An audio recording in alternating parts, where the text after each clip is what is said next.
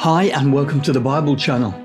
Unless you've been living under a rock, you'll be aware that there is conflict in the Middle East, even today with the war in Gaza. But will there ever be peace in the Middle East? This thought-provoking Bible deep dive study explores this question.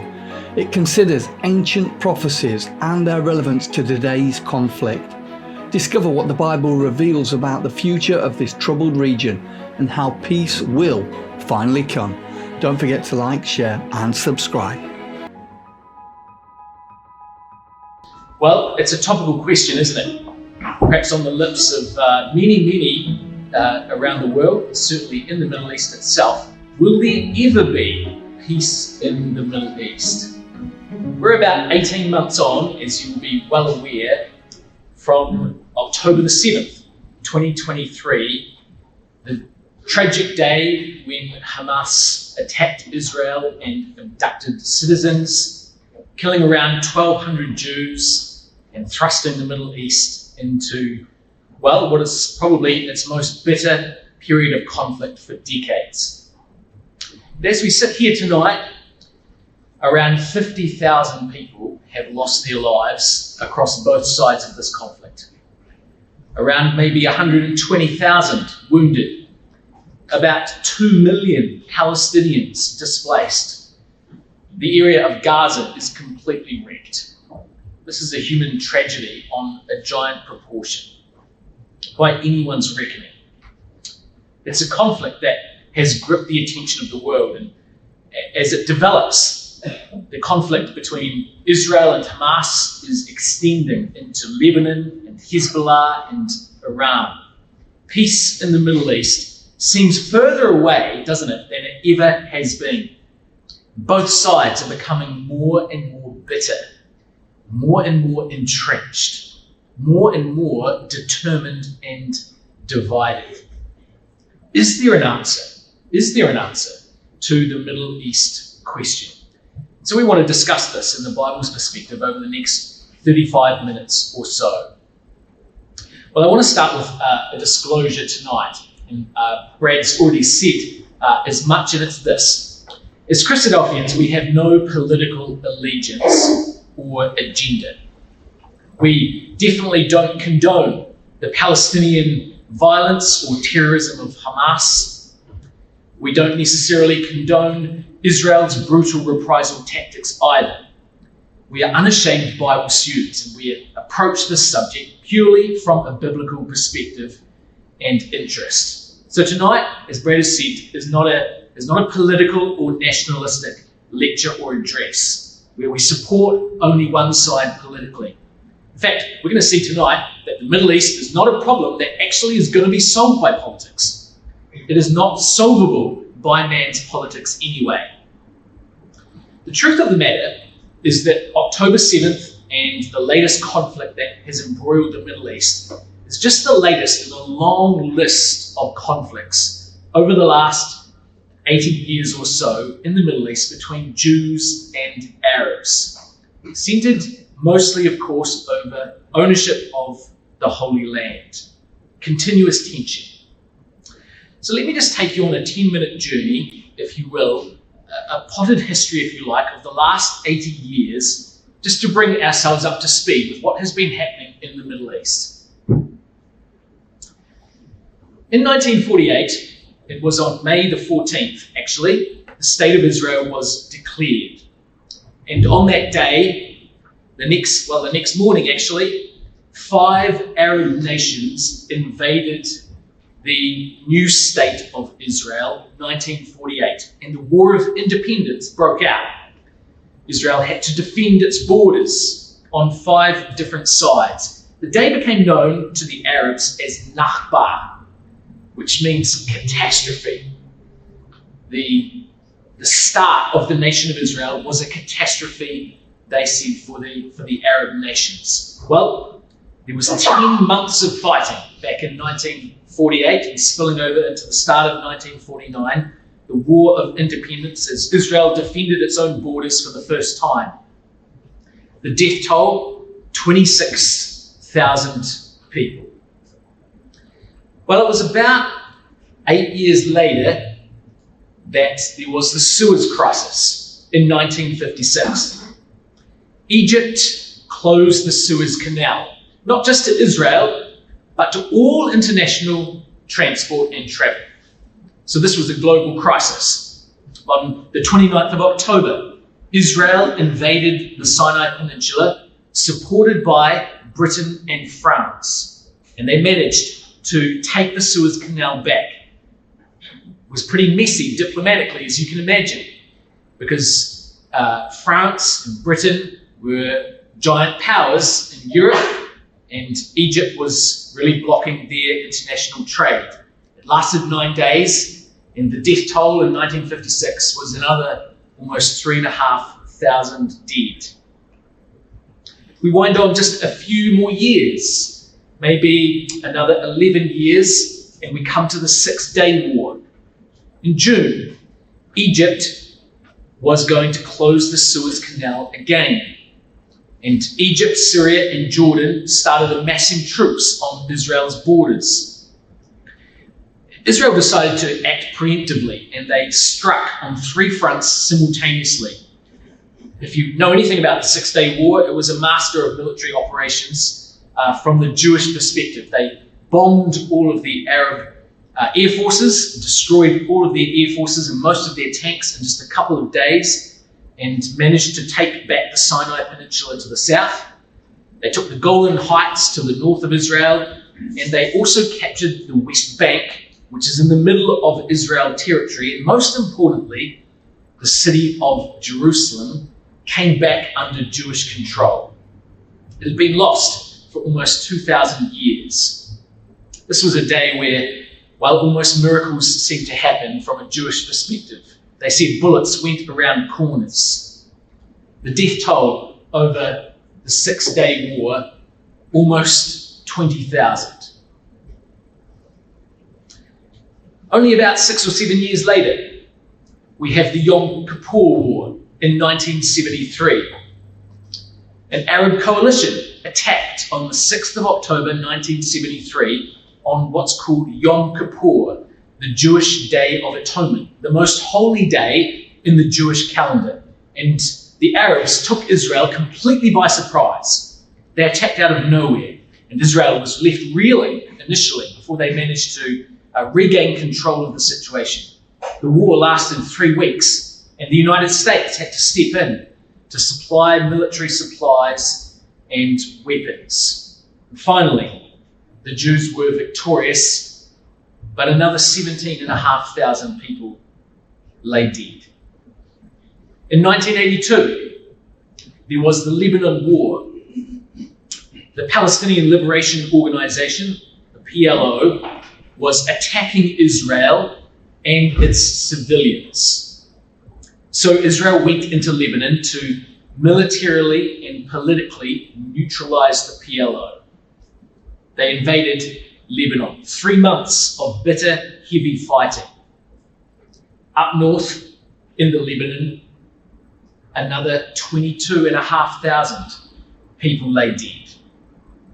Just 5 years later, in 1987, we have the first and the second intifadas.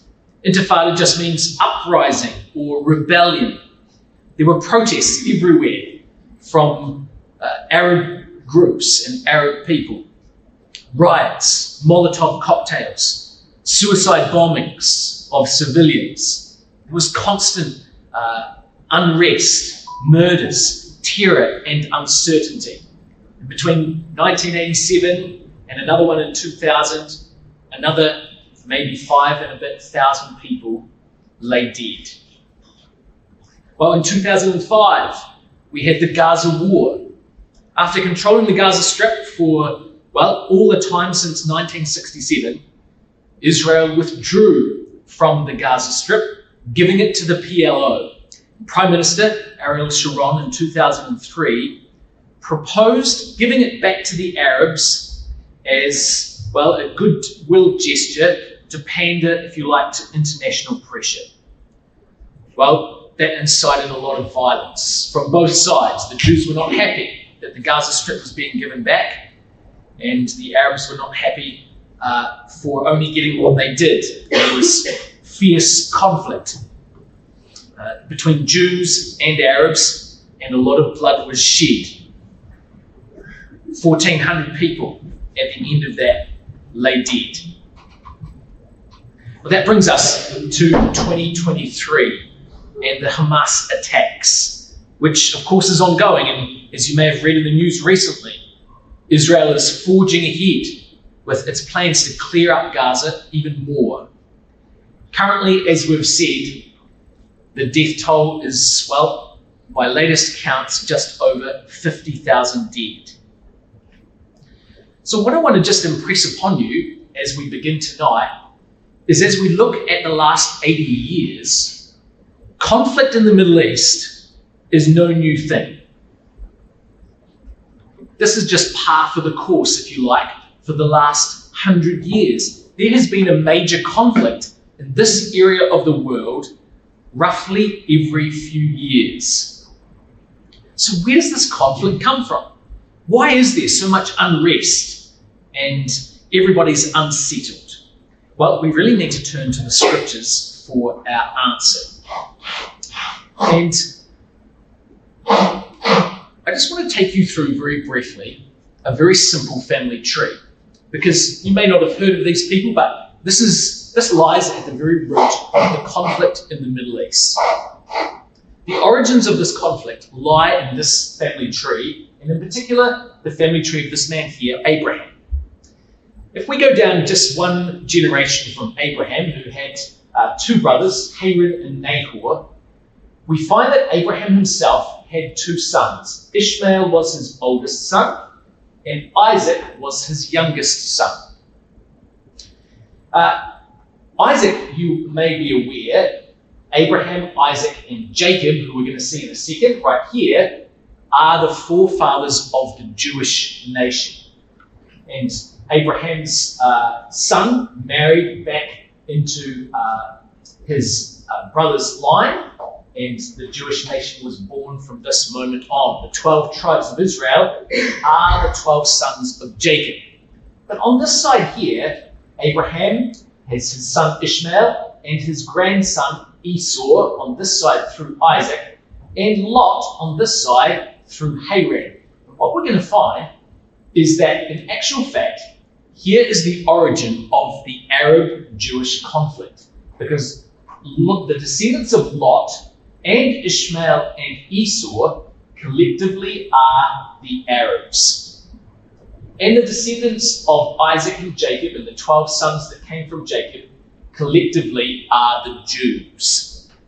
So in actual fact, Abraham has a son and a grandson in the Jewish line, and a son and a grandson in the Arab line. So Abraham's family is a hopelessly divided family. And what was going to happen was great promises were going to be made to Abraham, particularly concerning the land of Israel.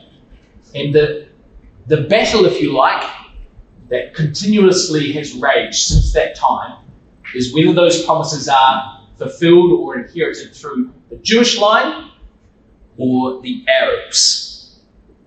So the origins of this conflict certainly lie in the family tree of Abraham himself.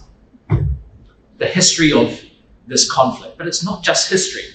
It's not just history, because Israel and the Jews sit on a very pivotal, strategically important piece of real estate. In addition to this being a conflict that has its roots in a family tree in history, there is also the geography of the conflict. And this is supposed to be a world map, which you can barely see the rest of the world. But these are the countries of the Middle East, right in the middle. These are the Arab countries. And right here, at the center of the world, is the nation of Israel. Up here, of course, we have the continent of Europe. Out here, the continent of Asia. And here, the continent of Africa. And right in the middle, in this strategic point of convergence, right here, is the nation of Israel. It's at the center of the Middle East and at the center of 3 continents. And in addition to that, in addition to geography, The nation of Israel is also at the center of the three of the great world religions. Christianity in the purple here, Islam in the green, and Judaism all converge and have their holy sites in this particular piece of real estate. They have their spiritual roots here in the land of Israel. And it's not just the religions of the conflict, because if we were to look at the wealth of the world, you will be able to immediately discern that this area of the world, basically the browner it is, the poorer it is, the darker green it is, the wealthier it is. And each country around here is largely poor, and right in the middle is Israel, an oasis of wealth. So financially, this is also the epicenter of the conflict. In a mostly poor half of the world, Israel, especially now that it's found vast oil reserves, is just a crown jewel in the middle of second and third world countries all surrounding it. So Israel is the seedbed of conflict for many reasons, isn't it? History down through time, family genealogies, geography, religion, money. For thousands of years, this particular spot with these particular people has brought conflict and bitterness. And we might be sitting here tonight and thinking, well, this bitter conflict just seems, where has it come from? Well, it's always been here. And I'd like you to come, just by way of illustration, to one of the Psalms in the middle of the Bible. So if you've got a Bible, come with me. I'll put it on the screen in a second. But come with me, if you will, to Psalm 83. Psalm 83. And let's just read a few words from this psalm written about 3,000 years ago. If we wanted convincing that the conflict in the Middle East is not just a new thing, not just something that's new in the last 100 years, just listen to these words from Psalm 83. We'll read verses 1 to 8. Keep not thou silence, O God. Hold not thy peace, and be not still, O God. For lo, thine enemies make a tumult. And they that hate thee have lifted up the head. They have taken a crafty counsel against thy people, and consulted against thy hidden ones. They have said, Come, let us cut them off from being a nation, that the name of Israel may be no more in remembrance. For they have consulted together with one consent.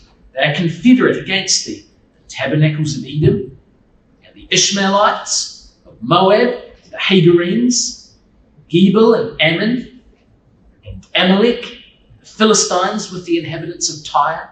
Asher also is joined with them. They have holpen the children of Lot. Now, you might recognize amongst those strange, archaic, old ancient names, some of the names that we had on the screen before. So the Ishmaelites, the Edomites, or the children of Lot.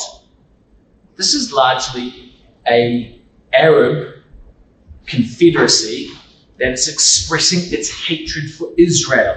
What is it saying about Israel? Verse 4. Come, let us cut them off from being a nation, that the name of Israel may be no more in remembrance. It's almost like what we hear today, right? From one seed to the other.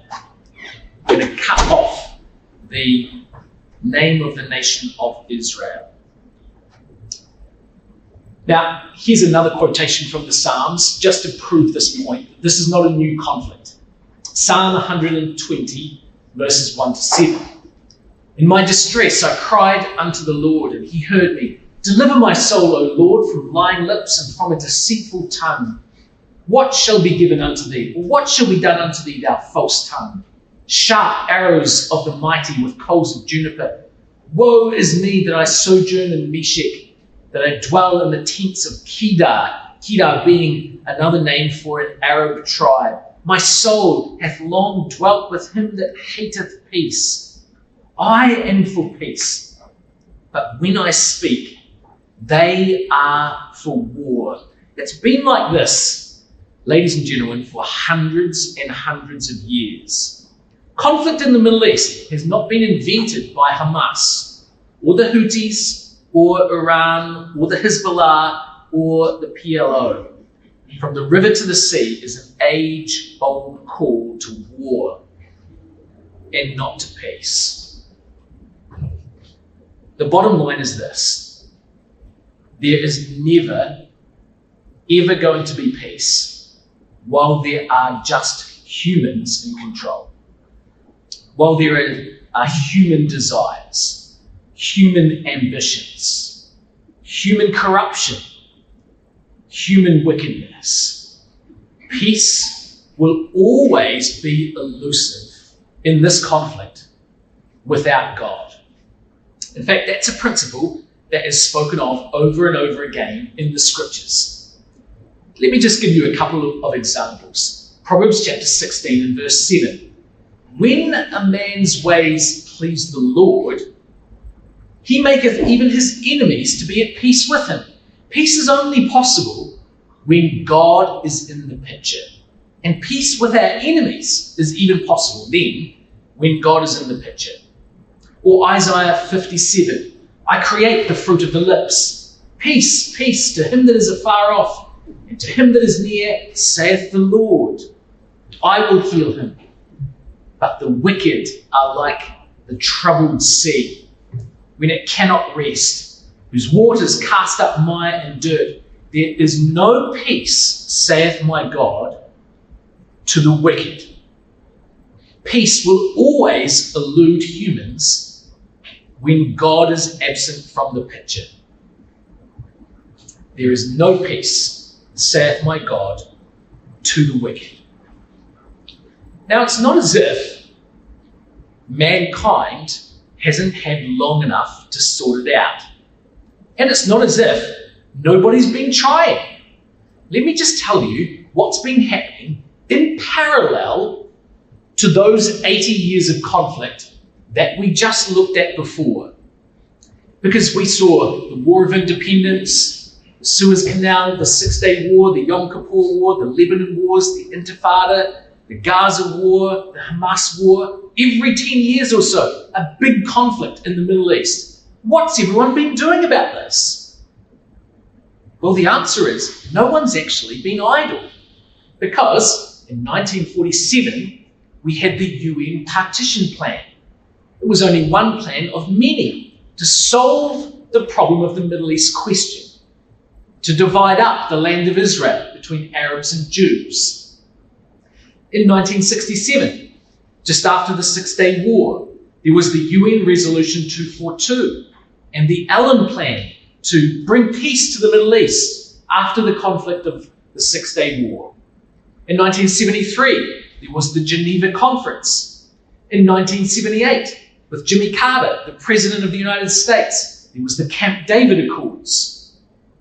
We're coming into our time. Some of you will remember these things. The Madrid Peace Conference of 1991. The Oslo Peace Accords 1 and 2, 1993, 1995, President Bill Clinton. Or the Roadmap for Peace 2003 with President George Bush. Or President Trump, the Abraham Accords in 2020. It's not as if, ladies and gentlemen, it is not as if no one has been trying. The world's leaders, every second American president, have all had 80 years to fix it. 80 years to bring peace in the Middle East. Everyone's been trying to solve the Middle East question, and with absolutely no results. In fact, not only has no one succeeded, but it seems to be getting worse. The sides are becoming more and more entrenched. Jews are more and more Jewish. Arabs are becoming more and more entrenched in their ways. Kids are growing up with carefully indoctrinated generational hate. Who can broker a lasting agreement when there are such intractable opinions, such inveterate hatred, such unchangeable worldviews on both sides? And the answer is, ladies and gentlemen, it's not going to be President Trump or anyone who's ruling any government of this world, or anyone in the future who belongs to the United States and who dreams of world peace in the Middle East. The only answer is God to solve this mess. Peace, you see, needs a divine solution. This is what Isaiah 9 has to say. Listen to these words and see how much hope is in these words from Isaiah. For unto us a child is born, unto us a son is given, the government shall be upon his shoulder. His name shall be called Wonderful, Counselor, the Mighty God, the Everlasting Father, the Prince of Peace. Of the increase of this man's government and peace, there shall be no end upon the throne of David, upon his kingdom, to order it and to establish it with judgment and with justice from henceforth, even forever. The zeal of the Lord of hosts will perform this. This is God's promise to us. Man cannot solve this problem, but God has absolutely given his word that his zeal will perform these things. He will bring peace that will never end. Someone sitting upon the throne of David, bringing justice and judgment forever. Peace. The Prince of Peace. Or Isaiah 32, the work of righteousness shall be peace, and the effect of righteousness, quietness, and assurance forever. Peace, you see, is just what the scriptures promise. And not just peace, but a lasting peace. Peace forever. And do you know, it can only be peace forever because the man who is coming, this man who is going to have the government upon his shoulder, who is the Prince of Peace, he is going to come back to the earth and bring peace. He's going to live forever. The only way you can bring a peace that lasts forever is because you live forever. And he can guarantee lasting peace because he's going to last forever himself. And do you know, when he comes, he's going to sort out the Jewish-Arab controversy once and for all. Remember this family tree? Well, when Jesus Christ comes back, immortalized, he is going to be with Abraham, who was his great-great-great-great-great-great-grandfather. When he comes and he has Abraham with him, God's solution is going to be for Jesus Christ to sit down with both of these two sides with their father and to discuss these things together. Both these nations that came from Abraham, Jews and Arabs, and Jesus Christ is going to bring peace and blessing to both sides. Because you see, although the hope of the Bible is a Jewish hope, and although Jesus Christ was a Jew, actually, the Bible promises great blessings for both Jews and Arabs in Jesus Christ. I want you just to look at this. We saw before that the descendants of Abraham on this side, the Arabs, Ishmael, Lot, and Esau, are in antagonism to Isaac and Jacob, the Jews, on this side. Now just look at how fair and good God is. This is the blessing that was given to Ishmael, the Arabs, in Genesis 17 and verse 20. Let me read it out for you. And as for Ishmael, I have heard them. Behold, I have blessed him, and will make him fruitful, and will multiply him exceedingly. 12 princes shall he beget, and I will make him a great nation. That's God's promise to the Arabs. And do you know, he promised the same to Isaac and to Jacob. This is what he says to Jacob in Genesis 28, verses 3 to 4. And God Almighty bless thee, make thee fruitful, multiply thee, that thou mayest be a multitude of people, and give thee the blessing of Abraham to thee and to thy seed with thee. And Jacob was going to have, 12 sons, 12 princes of the tribes of Israel. See what God's doing? He's absolutely fair. He has a solution for both sides. Both sides are blessed. That's God's promise, to bring Jesus Christ back to the earth and to solve the Middle East conflict by blessing both Jews and Arabs, because they are both seed of Abraham through the work of Jesus Christ. And it's funny, you suddenly care a lot less about land and titles and money and who owns what territory when everybody's living forever. See how that solves the problem? It doesn't really matter who owns the land, how much you sell it for, how much it's worth, if you're all living forever. And this is God's solution, because Jesus Christ is coming not just to bring peace, he is coming to bring salvation. Peace is God's solution, and it's his solution through saving people. Look at these words from Ephesians chapter 2. It's the New Testament, and it's talking about salvation in Jesus Christ. But now in Christ Jesus, ye who sometimes were far off are made nigh by the blood of Christ. For he is our peace, who hath made both one, and hath broken down the middle wall of partition between us, between Jews and Gentiles. He's abolished in his flesh the enmity, even the law of commandments contained in ordinances, for to make in himself of twain one new man, so making peace, and that he might reconcile both Jews and Gentiles unto God in one body by the cross, having slain the enmity thereby, came and preached peace to you that were afar off, and to them that were nigh. Colossians is going to say, and having made peace through the blood of his cross, by him to reconcile all things unto himself. Peace comes the moment people are saved.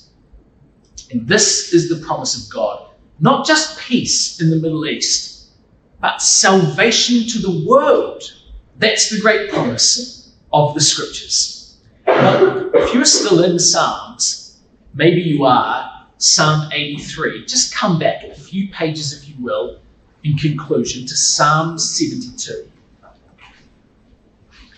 Because Psalm 72 is going to be all about this Prince of Peace, the King's son. The government will be upon his shoulder. And let's just read of this one who will bring peace. It's really a prophecy or a promise of Jesus Christ.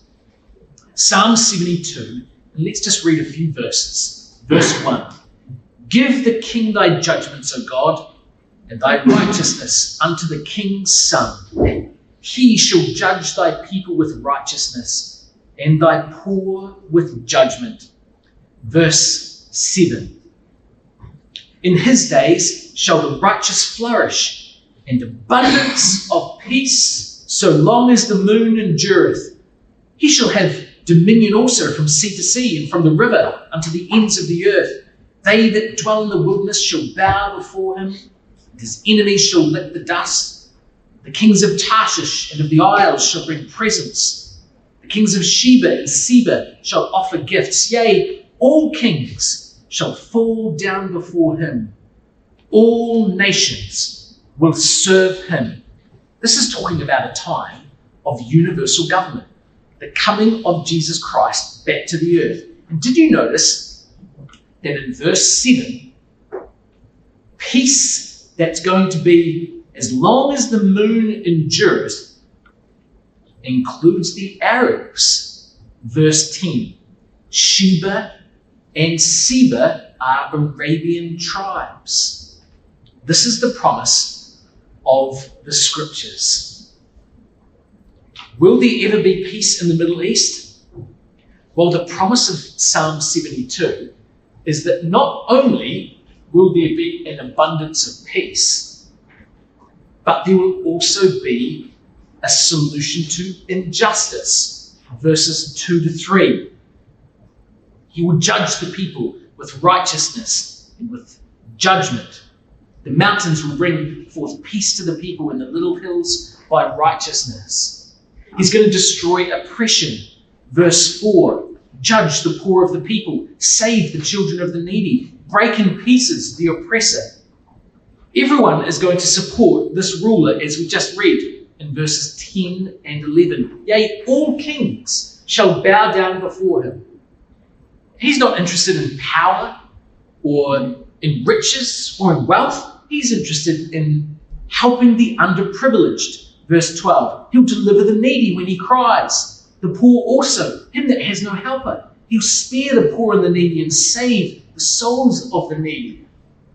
This man's going to overcome crime and violence. Verse 14, he'll redeem their soul from deceit and violence. Precious shall their blood be in his sight. Justice on the face of the earth, and there will be true prosperity. Verse 16, a handful of corn in the earth upon the top of the mountains. The fruit thereof shall shake like Lebanon. They of the city shall flourish like grass of the earth. You're going to be able to grow crops on the top of the mountains. The earth will be restored to a place and time of fruitfulness. Will there be ever peace in the Middle East? You come tonight to hear the Bible's perspective on whether there will ever be peace in the Middle East. And the Bible's answer is unequivocally yes. And not just the Middle East, but the whole world. And not just ever peace, this peace will be forever. As long as the moon endures, verse 7, or as it says in verse 17, forever, as long as the sun endures. This is God's promise to us, that peace is coming. The Bible promises the return of Jesus Christ to not just bring peace in the Middle East, but when he comes, he's going to solve poverty, crime, inequity, global warming, hunger, disease, even death itself. This is the hope of the scriptures. The return of Jesus Christ to the earth to set up God's kingdom and his peace that will last forever. The world, ladies and gentlemen, is full of unsolvable problems. You only need to read or watch or listen to the news to despair at the mess the world is in. The older you get, the worse it seems to get. The world is full of unsolvable problems, and the tangled web, the vexed question of the Middle East, is just one of those huge problems that is unsolvable. But do you know, ladies and gentlemen, we have not been abandoned by God. Every problem, every crisis, every human dilemma has a divine answer. God has a wonderful and unimaginably amazing plan for this earth, and we would love to be able to share that with you. Peace in the Middle East? Absolutely. But the answers to everything else as well, all the other problems of this world, are also going to be solved at the coming of our Lord Jesus Christ and his kingdom.